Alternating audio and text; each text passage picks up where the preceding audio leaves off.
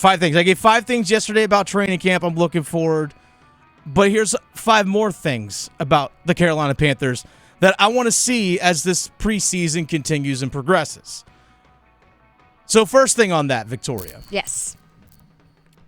We got into a discussion yesterday about depth, especially on defense. And honestly, there really wasn't a whole lot of depth at linebacker behind Shaq Thompson and Frankie Louvu in terms of off-ball linebackers in the interior of the defense. Well, the Panthers addressed that yesterday. So check this one off.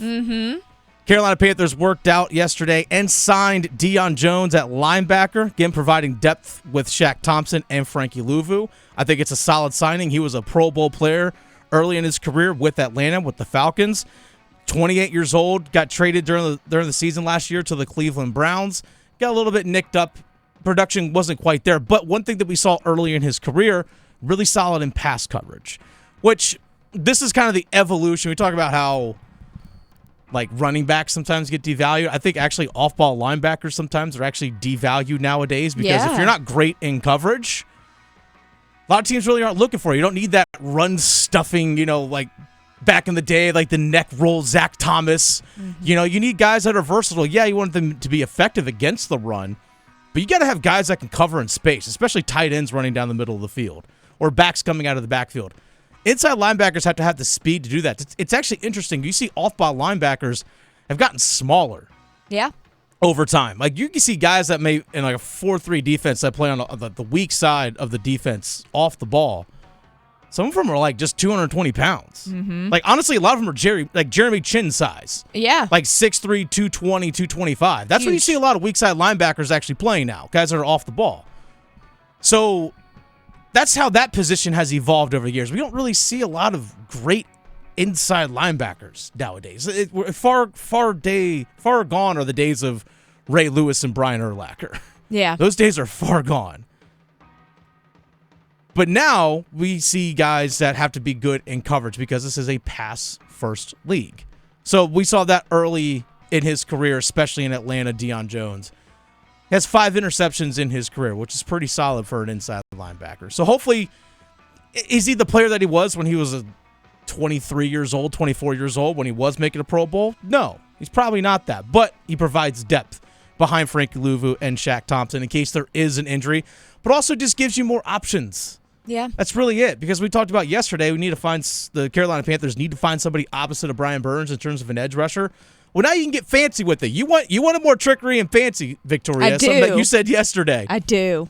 Okay, well, maybe this gives you the option of moving Frankie Louvu up towards the line of scrimmage now on certain situations. You can bring Deion Jones in. So it gives you a little bit more flexibility, a little bit more versatility. Sneaky. We got to be sneaky with this stuff. Sneaky. You got to be one step ahead. So a veteran player who still has something left to give out there for the Carolina Panthers, again, providing depth for the team. All right, so that's number 1. Let's go to number 2. Something I'm looking to continue to see from the Carolina Panthers and Bryce Young. The veterans that were brought in on offense to help Bryce Young before he was even drafted. The signings of Thielen, Chark, Hayden Hurst, bringing in Miles Sanders, but just the offensive staff that was put around. It was like whoever this rookie quarterback is, they put a pretty good infrastructure around them. Yeah. And also the key piece in that as well, Victoria, you and I were talking off air before the show started. Yeah.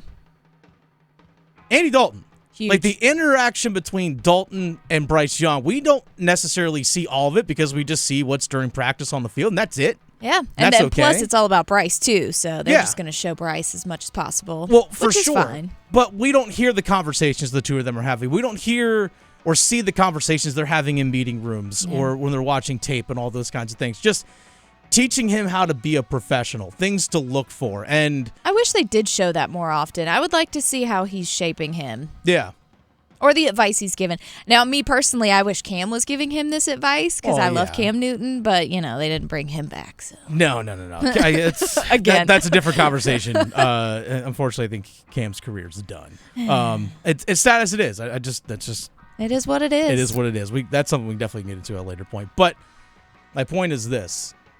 These guys were brought in, especially a guy like Thielen. Thielen not only helps out Bryce Young, But he also helps out the young receivers that the Carolina Panthers have as well. He's helped Terrace Marshall Jr. It helps Jonathan Mingo.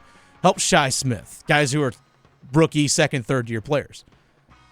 DJ Chark, he's still younger in his career, but he's been around for about 5 years. He's experienced some different stuff. Played in a couple different systems, Jacksonville, Detroit. So these veteran guys that are brought in to help Bryce Young, I want to see that continue to grow. And speaking of the benefit of having veteran players, Bryce Young yesterday talked to the media after practice. This is what Bryce Young had to say about having a veteran player like Adam Thielen. You know, having someone like Adam, obviously, who's done it for a long time, had a lot of success, and is a real pro. You know, is super consistent, and you know, again, he's seen it all. And you know, for me as a young guy, having a safety net like that, where you know exactly where he's going to be, he understands the play, he understands the full play design. He's always where he's supposed to be. That's really important for me. It's helped me a lot, and you know, he's the one getting open. So for me, it's just on me to find him and get him the ball, and he's doing all the hard work. Now, something else as well that we are seeing is the relationship and chemistry that's being built up early between Bryce Young and DJ Chark. Here's Frank Reich, the head coach of the Carolina Panthers, on that chemistry and that connection that Bryce Young and DJ are having. I am excited that it's happening. You're exactly right, Joe. I mean, it seems like they do connect every practice. You got two really smart players. DJ's a really smart player, very savvy and instinctive, and then he's got the speed to go with it.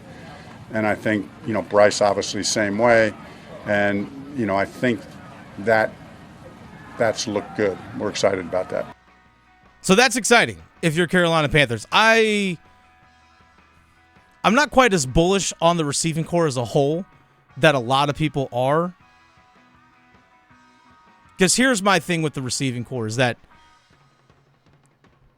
Adam Thielen never really has been a number one in his career. No. He's a very good player. Do not get me wrong. Yeah. He's had a solid career, but he's never been a number one. So he's never been matched up against a top corner all the time because he's played alongside Justin Jefferson recent years, and before that, Stephon Diggs for a long, long time.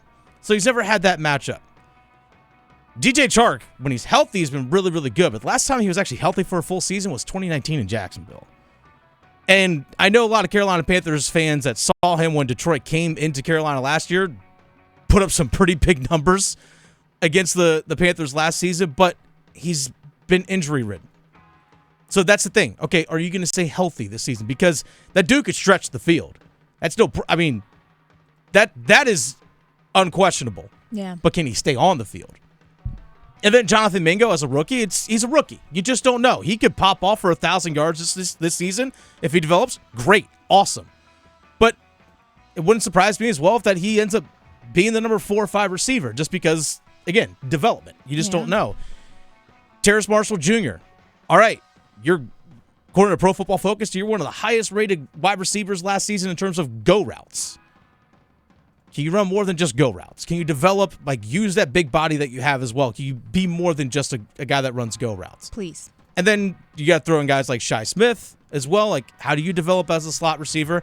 And then Laviska Shenault. How is he going to be used this season? So again, I have a lot of question marks. Not saying that this receiving core is terrible or it's bad, but I have question marks. Yeah. I just have questions about them moving forward. Not saying they can't be good. Well, and we would have had those question marks regardless of the staff, whether we had the same staff. Thank goodness we have a new staff. Yes. But now that we do have a new staff, we definitely have question marks because what are they going to do now? So that's what's intriguing. So there are questions. Not saying they can't be good, but I just have more questions going into this season than some might have. All right, let's go on to number 3 here. I'm talking about Bryce Young interceptions, right? He's thrown a few in practice. It's okay.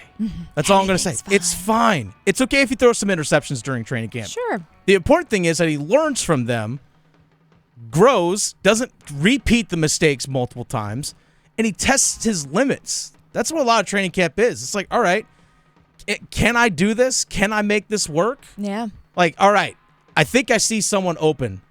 Where can I place the ball in order to make sure my guy can get it? And it's very cliche, but you have to be uncomfortable. You have to make yourself be uncomfortable so you can grow. So, it's uncomfortable to throw an interception, especially with all the cameras and people and fans and whatnot around you. But you need to do that because when it counts in a game, we want you to actually connect with your receivers. So, mess up now, Bryce. Yeah, it's okay. Get it out now. Yeah, I don't want to see it at Bank of America. So we're seeing people tweeting out from practice today, some different stuff regarding that, but we're seeing how Bryce Young, apparently in the 7v7 red zone drill that they had, went 3 for 4, 3 touchdowns. The only incompletion was a drop. Nice. So, there we go, folks. I'll take it. Let's go. We're in. Yeah, Super Bowl ready. Let's go. All right, the fourth thing, and a very important one. Yes. Building your identity as a franchise. Please. This is a total reset this offseason. Yeah. A total reset from new coaching staff. There's a couple guys retained, but it's a new coaching staff. You brought in a new quarterback. You traded up for your franchise guy. Let's find an identity for this franchise. Yeah. Who are you moving forward? That's the big question mark. Because under Matt Rule, under that guy, he who shall not be named, right? Yeah.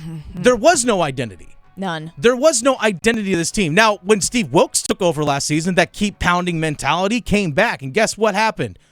Oh, this team had an identity and they actually had success. Yeah. You know, they almost made the playoffs last season. Well, and he was trying to build an identity with, heavy defense and, running the ball more. Running the ball, yeah. So there was that. But now with the new staff, are we going to lean more offensively this time? I mean, we have a great defense, but it's even that. Like, what are we going to do on the offense if we are more offensive with it? Many questions. I look at identity more than just what your schematic, like what your schemes are on the field. Sure. Yeah, because that oftentimes is just dictated by your personnel. Yeah. I'm looking at it from the mindset of, all right, for example, like the staple franchise a lot of people use is the Pittsburgh Steelers. What are they known for? Stability, blue-collar work ethic. Yeah. That's it. Stability, blue-collar work ethic. Look at the Baltimore Ravens. Tough, hard-nosed, physical. Even that's even Lamar Jackson at quarterback. Yeah. Like, it's still tough, hard-nosed, physical football. That's what they're known for. That's their identity, right? So that is something that you got to keep in mind when it comes to forming an identity. It's just, who are you as a team as a whole, not what your scheme is, right? Yeah, like, for example, Pittsburgh's known for consistently having a 3-4 defensive scheme. But that doesn't necessarily mean that's just their identity as a franchise. I'm like, what's your identity now as a franchise moving forward? Yeah. Find that, develop your culture. Prime example, we look here in the state of North Carolina, look at the last 5 years under Rob Brindamore with the Carolina Hurricanes. Mm-hmm. That's an identity of a franchise in terms of work ethic, how their style of play, whatever it is. Like, that is ingrained in the culture of the team. Yeah, always the underdog, but showing up. Exactly. That's something I want to see the Carolina Panthers truly form and develop as this season goes forward. And final thing, number 5, real quick, just stay healthy. Please. I haven't seen anything major today in terms of injuries. I know Bryce Young's actually already talking at the podium after practice, which is good, which means he's healthy. Right. Bryce Young's healthy, and that's all that matters.